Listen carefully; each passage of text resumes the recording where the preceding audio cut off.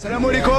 الحمد لله المغرب اليوم شرفونا ورفعونا روسنا ليجان، واليوم المروك وفيف الجيري وفيف المروك خوا. جينا احنا كجزائريين نشجعوا اخواننا المغاربه ونتمناو التوفيق لكل الفرق العربيه ان شاء الله، وبالتوفيق للجميع. 1 2 3 فيفا مغرب والجيري. احنا الجزائريين وجينا نشجعوا خوتنا المغاربه. الحمد لله اليوم فرحوا فرحانين. المغرب هي اقوى فريق صراحه. خوا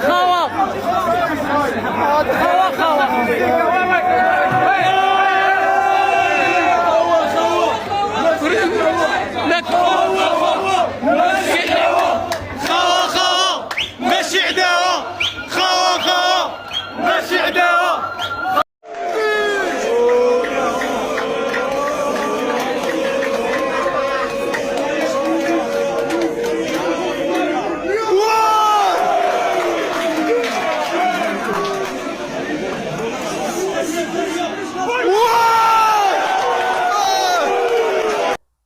السلام عليكم وتحية طيبة للجميع اينما كنتم. مرحبا بكم عام جديد. المغرب كيدخل التاريخ وكيتأهل اول مرة في التاريخ ديالو لدور الربع النهائي في كأس العالم. الشيء اللي فعله المغرب خلى انه يدخل الفرحة والسرور على كل الدول العربية في اي مكان في العالم. شيء جميل اللي قام به المغرب، وانه واحد كل الصفوف العربية وكل الدول تتنفس كلمة واحدة هي المغرب. المغرب يمثل نفسه ويمثل العرب بصفة عامة والمسلمين. صراحة ما فعله المغرب جعل كل الصفوف العربية تتحد. اتحدنا في الرياضة وإن شاء الله نتحدوا في السياسة أيضا ونكونوا كتلة واحدة. هنا في هذا الفيديو غنتقسم معكم بعض اللحظات ديال الفرحة ديال بعض الإخوان ديالنا العرب من دول مختلفة، وغادي نبداو من دولة الشقيقة ديالنا السعودية. كان التعبير على الفرحة بهذه الطريقة هذه. كفو، مبروك مبروك مبروك مبروك حلو، مبروك كفو الهدايا 1000 ريال لكل واحد حاضر. كفو كفو اي والله صدق. كفو ايه يسعدني ويسرني يا ما نلعس كفو ارعش الحين يا ولد يا ولد. شيلوا يا الربع، فوز للمغرب. شيلوا كفو اذبح الذبايح المغرب العربي، اذبحوا كفو عيد للمغرب. كنا نتوقع ان المغرب راح يفوز. وفي مصر العزيزة على قلوبنا أيضا كان التعبير عن الفرحة ديال الانتصار المنتخب المغربي بهذه الطريقة هذه أيضا.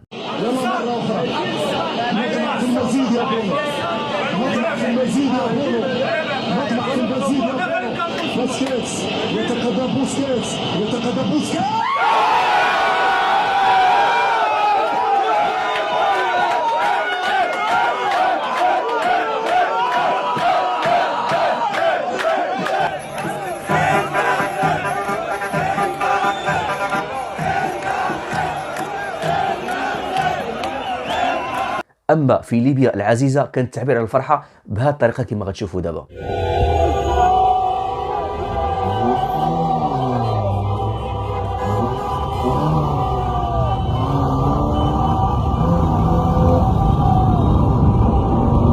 وفي تونس كان التعبير بهذه الطريقة هذه أيضا كما كتشوفوا.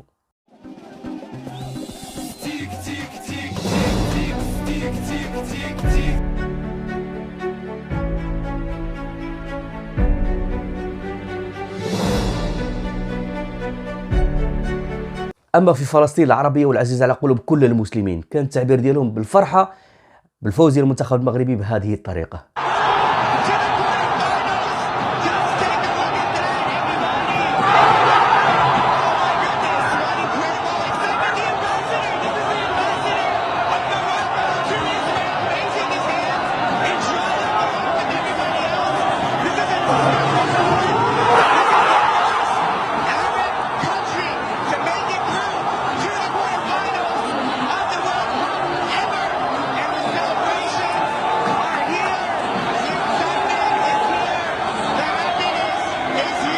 والغريب في الامر ان حتى الاخوان ديالنا السوريين اللي هما لاجئين في مراكز اللجوء في اليونان حتى هما كانوا حاضرين بقلوبهم مع المغرب وعبروا على الفرحه ديالهم بالفوز ديال المنتخب المغربي بهذه الطريقه هذه. هي المغرب عربيه. شاهد.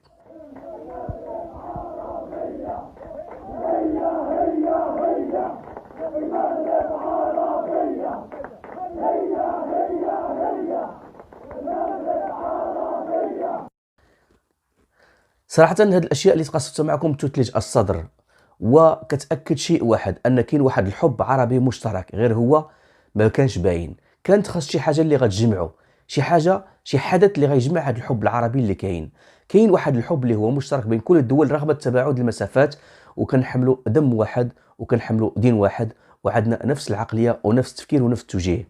فقط كيبان على ان السياسيين هما اللي ما نجحوش انهم داك الحب العربي اللي كاين بين الشعوب انهم ينجحوا ويوصلوه لنا ويخليوه يعني دم واحد فعلا على ارض الواقع، ونقدروا يكون بيناتنا واحد التلاحم.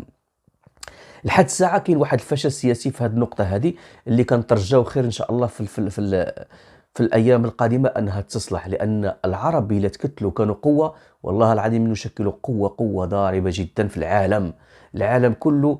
الهدف ديالو انه ما يشوفش الامه العربيه متحده، لان الا شافت الامه العربيه متحده فهذا هو اللي غادي يقضي على العالم الغربي بالدرجه الاولى اللي كيشوفوا بنا ديك نظره الانتقاص. دائما العالم الغربي ينظر الى العرب بصفه عامه ديك نظره الانتقاص، نظره التخلف، نظره الانحطاط، وهذا الشيء يجب اصلاحه.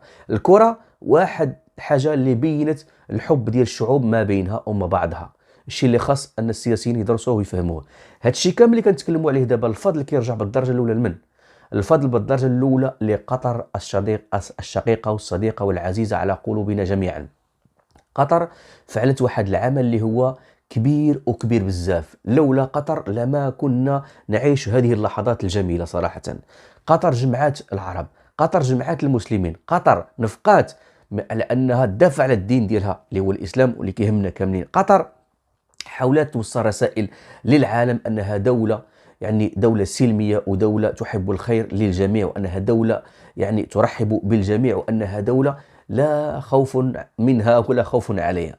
يعني صراحة الشيء اللي قامت به قطر والأمير ديال قطر اللي كنشكرهم هذا المنبر هذا اللي دائما داعم للمغرب ودائما يساند المغرب لحظة بلحظة، والعلم الوطني دائما يحمله أثناء مشاهدة المقابلة ديال المنتخب الوطني المغربي في المدرجات. شيء جميل جدا أنك تشوف أمير قطري يساند بلدك المغرب بهذه الطريقة وبهذه الحب، وتشوف أن الدول بصفة عامة العربية في أي نقطة في العالم والغير العربية، حتى الصومال ساندت المغرب، حتى السنغال ساندت المغرب، حتى دول إفريقية ودول لا نعرف اسمها ساندت المغرب. صراحة كاين واحد الحب مشترك اللي هو كان مدفون وكان غير باين بيناته دابا الكرة القدم العالمية اللي كيمثلها المغرب. نتمنى إن شاء الله في القادم يكون أحلى. ولماذا؟ الفوز ديال المغرب هو فوز مغربي، فوز عربي، فوز مسلم، فوز يعني ديالنا كاملين. الفرحة هي فرحة مشتركة، وإن شاء الله غادي نقولوا الكلمة ديالنا لما لا نحلموا، لأن الأحلام ماشي بالفلوس من حقنا نحلموا. هذيك الاحتقار ديالنا أن الغربيين دائما أحسن منا هي اللي خلتنا نبقاو اللور وما نبقاوش نتيقوا في راسنا بأننا عندنا ما نعطيو، سواء في الرياضة، سواء في السياسة، سواء في العلم، سواء في الأبحاث، سواء في العلوم، في أي حاجة. عندنا عقول خاص فقط الاستثمار ديالها والثقة فيها والمتابعة. طبعا إلا تحقق هادشي هذا غادي نكونوا أمة عربية قوية متلاحمة فيما بينها، ونقدر إن شاء الله في المستقبل ديالنا يكون مشرق، لما لا تكون الانطلاقة من لهنايا. فهذه رسالة للسياسيين أنهم يخدموا إن شاء الله ويوريونا كما قالوا إحنا بالمغربية وريني حنت يديك.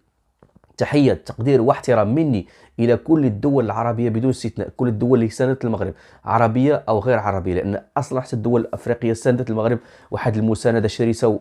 والدليل على ذلك إخوان ديالنا في السنغال، يعني تخيل الشعب السنغالي في واحد المكان ما عرفش واش مقهى ولا منزل، كل الشباب الحاضرين اللي كانوا كيشاهدوا هذيك المقابله ديال كره القدم ديال المغرب كانوا لابسين يعني التوني ديال المغرب، وكلهم كيشجعوا المغرب من البلاد ديالهم. وهذا شي حاجه زوينه بزاف اللي ما كناش كنعيشوها وكناش نعرفوها لولا الاعلام ولولا هذا الحدث هذا الرياضي الكبير ديال بطوله العالم ديال كره القدم. صراحه الملتقى كان في المستوى، والمغرب كان حتى هو في المستوى، وايضا الشعب العربي الابي حتى هو كان في المستوى. فهذه فرحه لنا كاملين جميعا، والقادم ان شاء الله احلى وافضل. ودعواتكم مع المنتخب الوطني المغربي باش يوصل للنهايه لما لا، والفوز بكاس العالم. كل شيء ممكن للاخوان على ارض الواقع، وحتى الا ما تمش هذا الشيء هذا اللي حنا كنحلموا به، على الاقل فهمنا واحد الحاجه اللي كتجمعنا، كاين واحد الحب مشترك اللي هو كان مدفون، كان غير ما كيبانش. شكرا لكم جميعا على المتابعه حتى الاخير. اشكركم على اللايك ديالكم، بارطاجي كي تعم الفائده وتصل الرساله للجميع. حتى الفيديو القادم، والسلام عليكم ورحمه الله وبركاته.